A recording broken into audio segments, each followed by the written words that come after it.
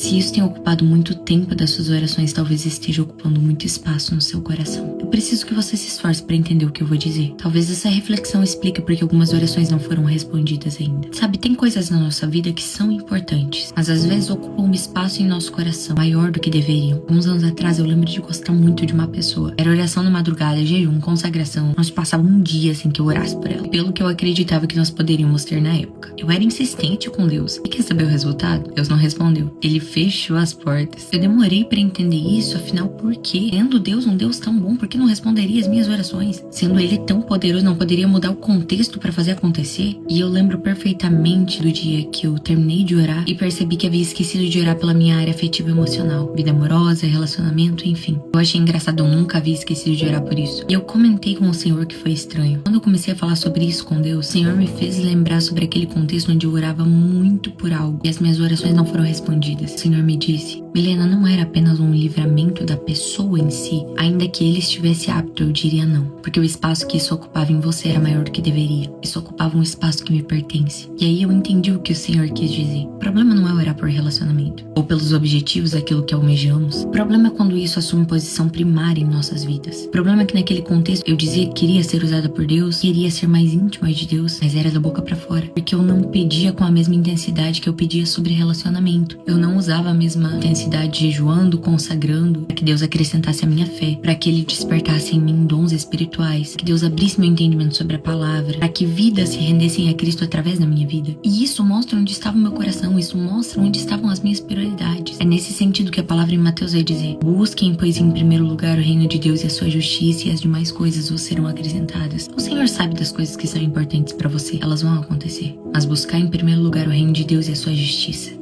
O resto é detalhe. Deus é poderoso, os seus sonhos são fichinha para Ele. Então, se as orações não estão sendo respondidas, cabe uma reflexão. Onde eu posso estar errando? Talvez a razão pela qual Deus ainda não respondeu é porque aquilo pelo que você tem orado ainda ocupa um espaço que pertence a Ele. Repito, o problema não está em orar por coisas que desejamos, mas talvez a razão pela qual suas orações ainda não foram respondidas é porque elas ocupam espaço demais no seu coração. Por hoje é isso, um beijo, fiquem com Deus e até amanhã.